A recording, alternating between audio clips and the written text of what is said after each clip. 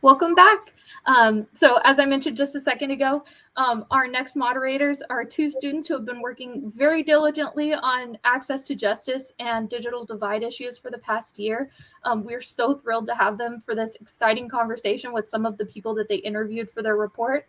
And I'll share the link to the report in the chat in just a moment. But I just want to start off by saying that it's been such a pleasure to work with Ross Ufberg and Shalev Netanel, who have both just been so passionately engaged in this work. And we really, when we started this project, could not have anticipated just the wealth of information and knowledge and exciting new content that you've brought to this space. So thank you both for your insights in the report and also for joining us today. And with that, I will pass it over to you to introduce our panelists. Thanks so much, Corianne. It's been a pleasure working with NCC on this project, and we're really appreciative of the opportunity to be here and participate in the conference. So we'll begin by introducing the panelists. We're excited to have Javier Trujillo, Olivia Simon, and Peter Estes. So Olivia is an Associate Deputy Public Defender with Alameda County, where she has worked since 2017. As a public defender, Olivia represents indigent clients who are unable to pay for a lawyer, and they're mostly from urban and suburban communities in the Oakland area.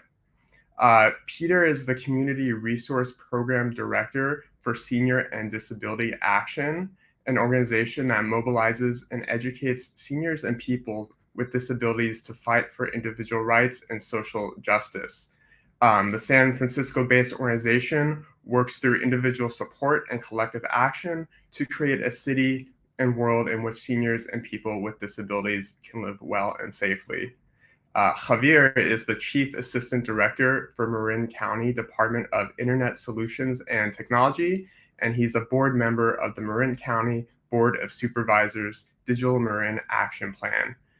What led us to Javier initially was his work with the nonprofit organization Canal Alliance, who partnered with the city of San Rafael, which is located just north of San Francisco, to build a mesh network serving San Rafael's historically underserved Canal neighborhood.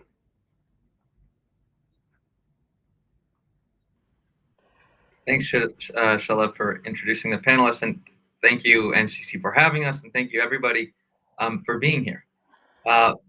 I'm going to ask the first question is going to be for Olivia. Panelists, if we could keep these first questions, this first round of answers under 5 minutes, we have a lot of fantastic material to get through and want to hear from everybody. So this first one's for Olivia. Olivia, the people you represent tend to come from communities where members often do not have access to reliable, high-speed internet service. Can you discuss the challenges of effectively representing underconnected clients and how your clients might be disadvantaged by being on the wrong side of the digital divide? Sure, thank you so much. So I think there are many ways in which my clients are disadvantaged by lack of access to technology, phones, internet. I think a big one that is always in place is my client's ability to speak with their lawyer. Obviously, we can't have every single client coming to the office every single day. So we make use of email, text message, and phone calls. And clients who do not have phones, who do not have internet, we simply cannot speak to them. We can't give them updates on their cases. We can't ensure that they know their next court date, and we can't have important conversations with them about next steps in their case, strategy, etc. There are also issues for clients that have particularly arisen during this new COVID era. During the pandemic, the County of Alameda and many counties have shifted court appearances to be predominantly online. And clients need to be able to attend their court appearances. And when those court appearances are remote, a client who does not have access to the internet cannot attend their court appearance. Fortunately, in Alameda County, the courts are reopening. we've started the process of reopening, so clients are physically able to appear, but still there have been new precedents set for people to appear remotely, and judges requiring people to appear remotely, and they cannot comply with those judicial orders. A third issue that arises is that particularly, I see this a lot. I represent clients charged with misdemeanors, which tend to be less serious offenses where the maximum penalty for any given offense is a year or less. Often clients are given the opportunity to engage in services, classes, as a least restrictive means, either to remain out of custody during the pendency of their case, or as a punishment after they have been convicted. And many of these programs, especially the more affordable or free options, are online. And these can be domestic violence classes, anger management classes, even programs like Alcoholics Anonymous, Narcotics Anonymous. Many of those have switched to being online during the pandemic, and clients who do not have access to the internet, they can't participate in these programs. So they cannot connect with the services that actually might help them and might cut back on the revolving door of our criminal justice system. So people ending up back in custody or with new cases. And also they're unable to get the benefit of a least restrictive or lesser punishment, not a punishment other than jail time. And they're not able to comply with the judicial orders because they can't get online to go to one of these programs. So our clients are really harmed in numerous ways, given their lack of access to technology, and then also their lack of digital literacy as well. Even clients who do have access to technology, often they don't know how to use it. They don't know how to get into their own email account. Their email accounts are constantly changing because they've lost the password. They don't know how to do things that many of us consider to be very basic. Or how to download the certificate once they've completed a program. Again, things that many of us in this world think this is just basic, but it is actually digital literacy that we are very privileged to have, and many of my clients do not have. So I think this is an amazing project and incredibly important for people in the criminal justice system to have better access to justice. Thank you. Great. Thank you, Olivia. So next we'll go to Peter. Peter, can you briefly tell us first a bit about SDA's work and its constituents? And then if you could share what your experiences with your constituents during the pandemic revealed about the advantages and disadvantages of remote civic participation.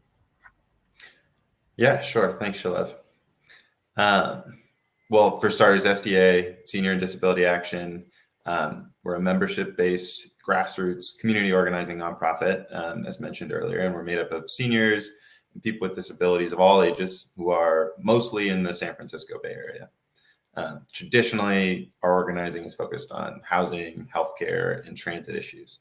And yeah, as we're thinking about like what the pandemic has revealed, as shelter-in-place orders came down like 2 years ago, it's hard to say, but 2 years ago, we, like everyone else, had to find ways to shift online and shift our program to virtual spaces as much as possible. And I think unsurprisingly, what we found initially was that almost everyone had a lot of difficulty making the shift. And you can attribute that to the obvious factors. There's lack of internet connection or of a quality, affordable connection, lack of the technology or tech that is specifically accessible to various disabilities, lack of comfort or familiarity using that tech if you have it. Like Olivia mentioned, accessing your own email is not a skill that everyone is comfortable with. And all that combined with the stress and the uncertainty that was particularly present in those early months of the pandemic. But as we settled into a Zoom world, like it kind of became clear that there were two things happening. We continue to this day to have members for whom this tech world is really daunting is inaccessible for a whole host of different reasons, which I mentioned. And that means that, as I think others have and will highlight, many services became harder to access. And the increased social isolation for many has been really terrible, with significant harm to mental health. At the same time, though, I think it's important to highlight that we started to see a different group of folks who have found this remote world more accessible and are now showing up to our meetings more often, making public comment more often at government meetings, who had not been before, or at least not consistently. Some of those folks are folks who work during the day. Some are people who had difficulty accessing transportation to get to City Hall to give in-person public comment, or the other related government buildings. Maybe some had chronic fatigue or chemical sensitivities. Some are ill, can't risk showing up in public.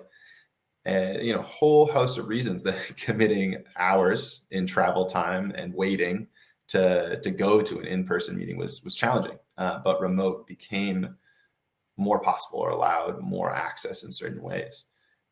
So I think for us, the big takeaway has been, with regard to remote civic participation specifically, we've been focused on making clear that doing both safely is the best option. And we're concerned to see some jurisdictions cutting back or doing away with the option of remote participation, because it has been a clear aid to civic participation for many of our members.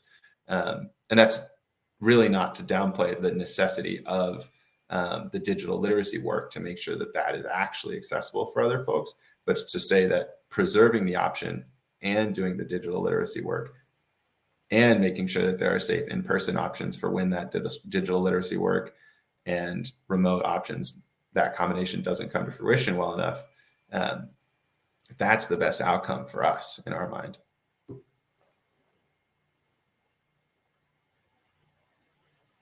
Thanks for that answer, Peter. And yeah, one of the things that we really found from the report was just how important optionality is. So I'm glad you brought that up. Javier, the next question is for you. The Canal neighborhood is a historically unconnected part of Marin County.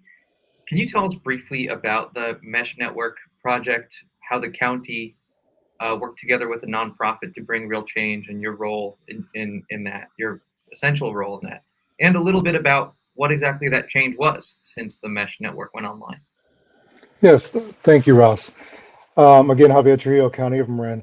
My involvement began with students when we had the school district, our local school district, the library, the Canal Alliance, including Marin Promise Partnership, some other nonprofits, CBOs in our area, trying to provide for online learning. And in that discussion, we quickly pivoted to an overall community strategy. Although students provided a great entry point for our conversation, with the school and libraries providing hotspots, those little cellular hotspots, they also had a lot of devices sent into the homes with students, and we thought that would be a great leverage point to get going, but it just wasn't working. There was a number of things that were just troublesome with those hotspots. We don't have great data service in the area. The hotspots are troublesome in themselves. They have to be updated. They don't charge. They need to be charged. They have a limit of bandwidth and number of devices that can access them. So anyway, we found that it's like, what if we just built an infrastructure in place? And fortunately for us, the Canal Alliance, which is our most significant trusted community organization in the Canal neighborhood, brought us together. The city of San Rafael, the school district, the county library, and myself to lead the project. And we just envisioned, and you have to keep in mind, this was early days of the pandemic, where there was news reports of students in parking lots at Taco Bell. You all remember that news report. And could we build a resort-style Wi-Fi network that would immediately allow us to put in commercial-grade internet service without having to worry about the challenges of getting into buildings, to just quickly intervene in this moment? And that's what developed. That was the seed of the idea. Working together, we were able to raise a number of plenty of funds We've got some private partnerships that allowed us to get access to electricians and bucket trucks and implementators to put in the network, and we managed and leveraged it. It's been really good as a community organizer. We've had a lot of outreach to the community. We've had a lot of collaboration. Ultimately, it was a short-term intervention, though. I'm heartened and at the same time also understandably disappointed that I'm heartened that everybody here recognizes how challenging the email address alone is for many of our users. Accessing government services of any kind, whether it be in the justice space or rental assistance, usually starts with an email address. Accessing it, having it exclusive use, being able to log in and log out, get notifications through that, authentication methods. That is such a major barrier to entry for so many of these services. And it really speaks to that literacy element that this report did such a great job at speaking to. Although I do get frustrated with the term literacy, as I think it's more of a Venn diagram. We all have our version of that definition where there's a lot of overlap, but it captures so much, including the email address. I think the other thing that we have run into with the success and failure of the mesh network is the service, the access is just that first layer barrier to getting in, and then there's so many other additional problems. Even if you have an email address, even if you have a cell phone that can connect to the Wi-Fi and have adequate data to get there, so much of our services are designed from a provider focus. And so in thinking about this panel discussion, I was reminded of the billboard you see on these highways out here, and it has that collapsed house, and it says, "This is the wrong time to check your insurance coverage." This problem reminds me of that, because we ramp up, we intervene to provide services for folks in times of need, but the groundwork and the infrastructure necessary, and I mean infrastructure more figuratively, everything from people and process and communications, needs to be in place so that when these things hit, we can be successful in helping people access. I'm also heartened to hear from the report and from Olivia specifically, who talked about it can make things harder to go online, even though it makes things a lot easier in some ways. It's really been a challenge in that space. But I think the greatest result that came from the Canal Wi-Fi network, we used it for testing access and mass vaccination events. There was a number of ways we leveraged it positively. Rental assistance that was used in that space. Is it really brought us together as a local group, a consortium of cities, towns, and nonprofits in the county to be able to move quickly. We have that infrastructure in place now. So I would call that a real success, and the one that's lasting that's coming from it. I think the mesh network itself works in this environment in a very small way for a very directed purpose. But even just going down the street to South Marin City, it's a very different geography. It's a different community. There was different community-based organizations we have to work through for trust. You go out into the West Marin and up the North Coast, and we have different communities there that have all different challenges. And so even though we have a playbook that we're trying to replicate, every intervention is different and unique. And frankly, it is really short term. We're really trying to build in the Digital Marin, where I sit on the board. We're trying to build a long-term program that will build that infrastructure from data sharing to access to affordability and literacy to bring all that together. So we next time something like this happens, and in the normal daily activities of our lives operating these justice functions, we will at least have make a difference, a positive difference. Thank you. Great, thank you, Javier. So you mentioned that the term digital literacy is vague, ambiguous, a bit hard to define, which is actually a good segue to our next question, where we'd like to unpack that concept a bit, which, as we discovered in researching the report, is often an overlooked issue related to the digital divide. Even though the conversation tends to focus on issues about access, broadband access, and affordability, each of you, when we talk to you, and even if, as you hinted at in your previous responses, noted that that lack of digital literacy is often the greatest hurdle for your clients or constituents to use services and access the internet. So I'd like to invite each of you, and we'll go in the same order before, just to unpack a little bit more, maybe share some stories in more detail about how lack of wherewithal with digital technologies can drive inequality. And if you could also just keep your answers to 3 to 4 minutes for this round. Thank you. Sure. So I have actually a very concrete example of something that came up for me in my work last week. I have a young man who has never had any justice involvement in the past. And he had a fight with his roommate, and he was in a group home setting, and he was offered a deal to stay out of trouble for 6 months, complete 12 anger management classes, and the case would be dismissed. He has stayed out of trouble for 6 months, and he has completed his 12 anger management classes. However, he doesn't know how to get back into the program to get the certificate of the 12 anger management classes. He notified me in October that he had completed them and did not send me the certificate at that point. And then he has now had his court date, and the district attorney will not, and says they cannot dismiss the case without the certificate. So this young man is now in a situation where his lack of digital literacy, again, something that I think many of us here would think this is very simple. You log back in, you get the certificate, you download it, you take a screenshot, you do what you can.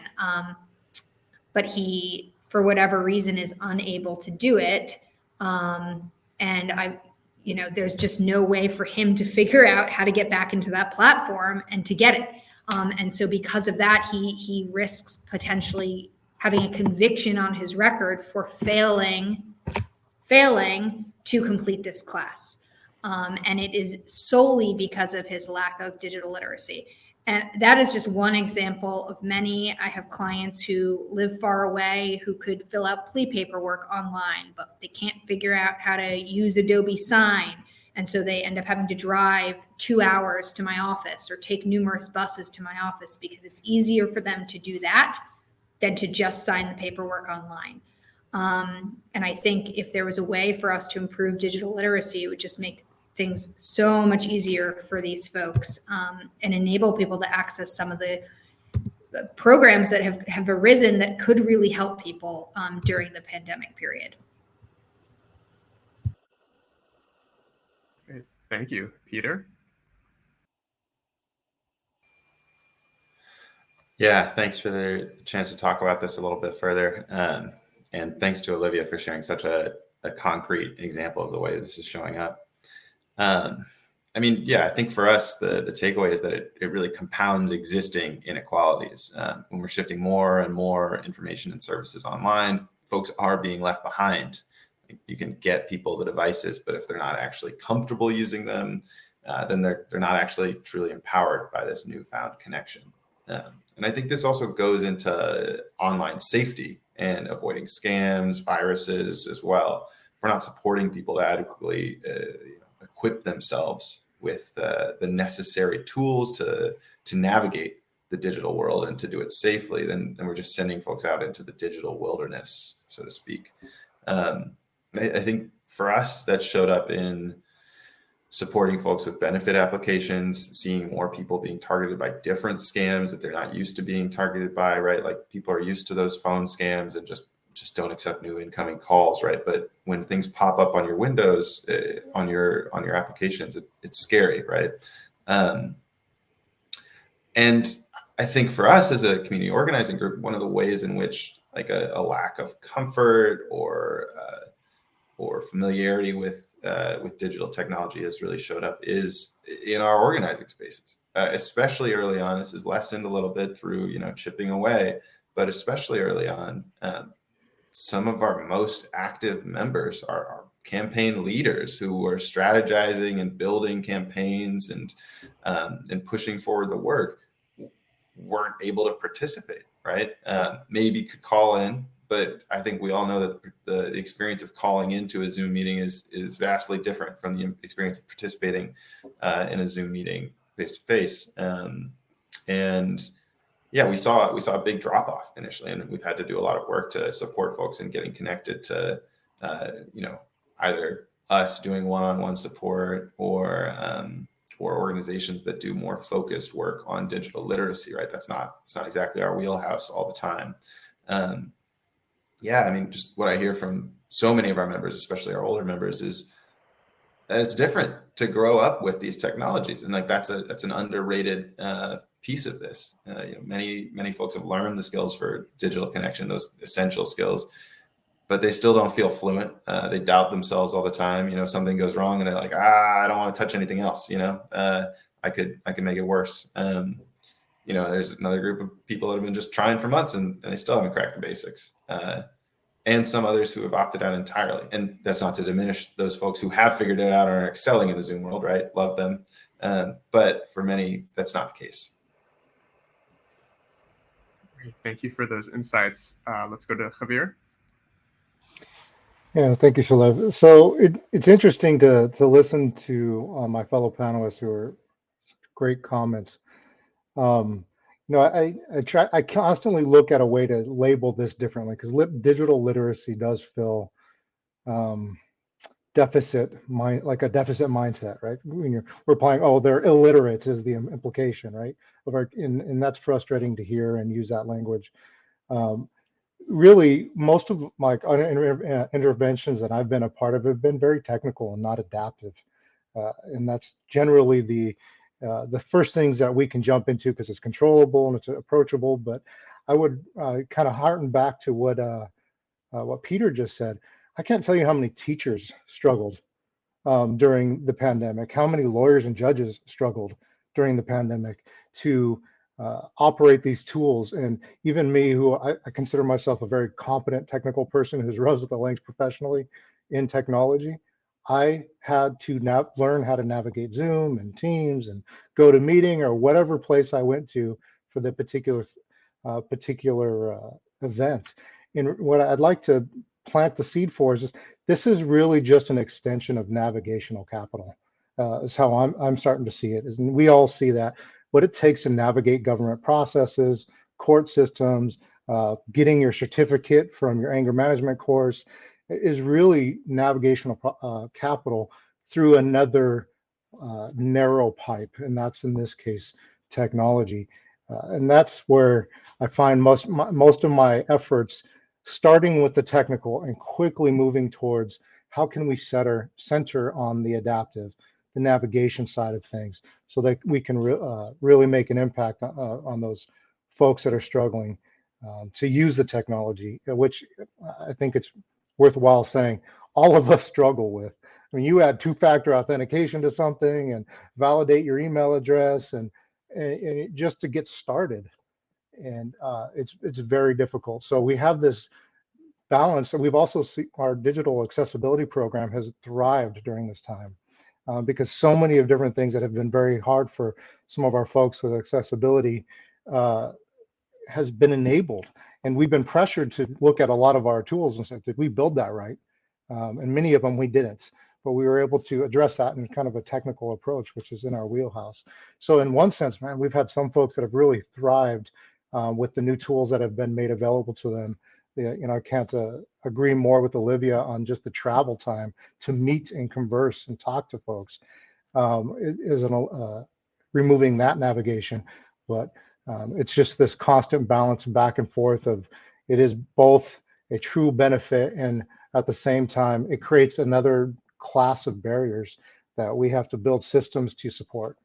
So.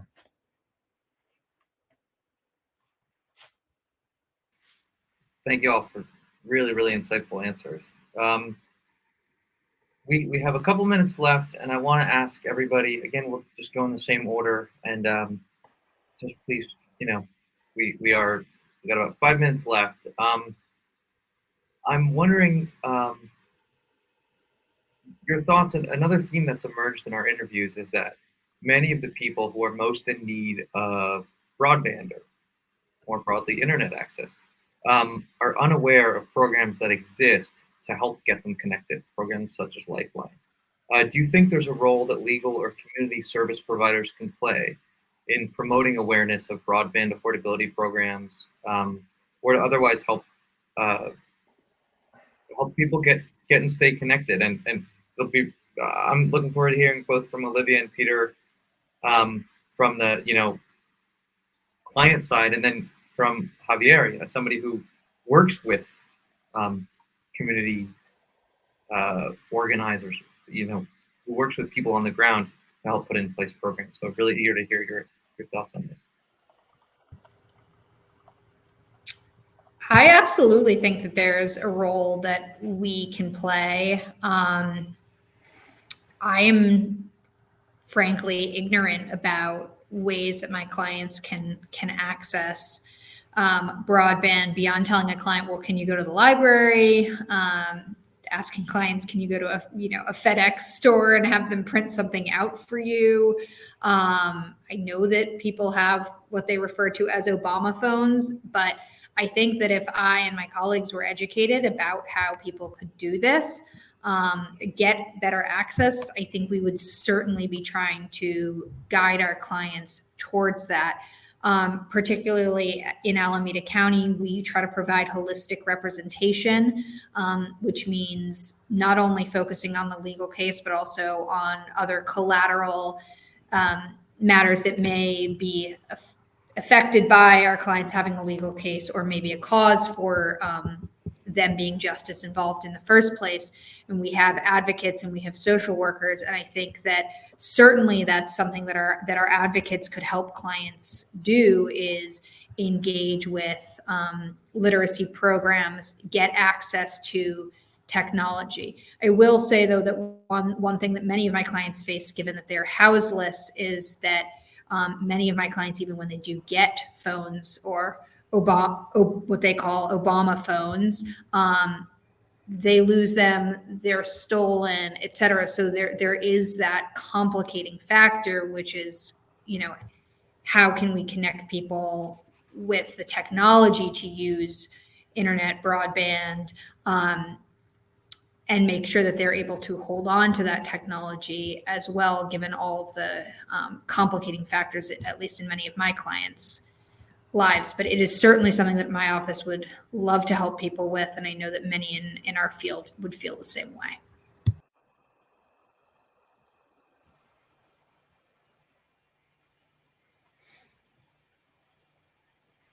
Thanks, Olivia. Sorry, yeah, Peter, please go ahead. Cool. Well, yeah, I think like Olivia said, I think the short answer is definitely. I think often you need trusted contacts to help, and the more of those that we can find wherever we can find them, the better. That seems to be like the single biggest differentiator for someone getting like all the way through to having the tech access they need and want, and the comfort to use it. And, if we're thinking about offering support to enroll in programs, facilitating connections to other organizations, it definitely helps to have that in conjunction with other services, other supports, other programs that people are participating in. It is hard, though, also because I think legal organizations, community groups, local government are all responsible for lots of other work, and have competing priorities for time that preclude them from doing, that hands-on support or the referrals, or, making that connection, thinking about it. So, I think what I've seen has been best when we've been strapped, right? Organizing during a pandemic, trying to learn about these programs at the same time, and wanting to continue to play that role is to act as a bridge, and, for organizations that this is possible for, funders, funding for organizations that are focused on this work of supporting people to navigate the digital world, whether that's getting them the technology or supporting them with training and like the ongoing support that requires. That is, to me, the most effective thing that I've seen. And I know that our panelists sort of focus on slightly different topics and elevating parts of this conversation that get a little less airtime. But I still think it's incredibly important to highlight the other piece, which is that, depending on where you live, you have different potential for access. Just at a fundamental level, your potential to access broadband can vary greatly, even just within city neighborhoods. And I think that that's like a really key piece of this that we need to talk about too. So. Thanks, Peter. And yeah, that's a really important point. And we'll plug, I would recommend everybody read the report, because we do discuss that, and it is an issue of absolute, fundamental importance. So yeah, thanks for bringing that up. Javier, any thoughts? Yeah, I'll just try to wrap up quickly and say one of the terms we use in technology world is the shotgun approach. And whenever you're dealing with complex situations, and we have human behavior and individual agency versus institutions versus all these market forces that are pushing, and this is the definition of complexity, right? And the best way to approach that is multiple in parallel safe to fail interventions. And then you amplify what works and dampen what doesn't. So as many of us in all these different verticals and industries that we are in can try to get this information out, try to provide supports, work with your CBOs that are in your area, which is so key. It's amazing how much CBOs make our world a better place because of the trust factor that they have and because they're so dedicated, a burning fire they have for their work. And get these words out. Comcast recently announced some changes in combination with the Affordable Connectivity Program. People can get a cell phone and broadband right now for no cost. But man, it's a challenge to get through. But I also believe that it's doable. One example that we can always look at as a model of navigational challenge that has been largely successful is the free and reduced lunch program at schools. That's not easy to get through. You have to renew it every year. We have a bunch of people that fall off every year, but yet at the same token, we still capture a very large portion of our population that's eligible in that space. And so that's a good news story that I think it's possible. But yeah, shotgun approach. We should all be trying. We should all be communicating. Different channels will have different levels of success. Different language from different environments will have different levels of success. But together, we kind of inch forward. Thanks, Javier. That's a good apt analogy, inching forward. We're just all hoping we can inch forward as many inches as we can at a time. We are at time, and so I just want to thank the panelists so much for taking time out of their busy schedules to be with us today. Thank you to the audience for taking time out of your busy schedules, and thank you, NCC, for the wonderful work you do and for hosting us. Again, thanks everybody for being here. To learn more about these issues, please check out the report, which is linked to several times in the chat. You can also, if you lose the chat, find it on NCC's website. The report is called Cut Off from the Courthouse, How the Digital Divide Impacts Access to Justice and Civic Engagement. And again, thank you, everybody. Thank you.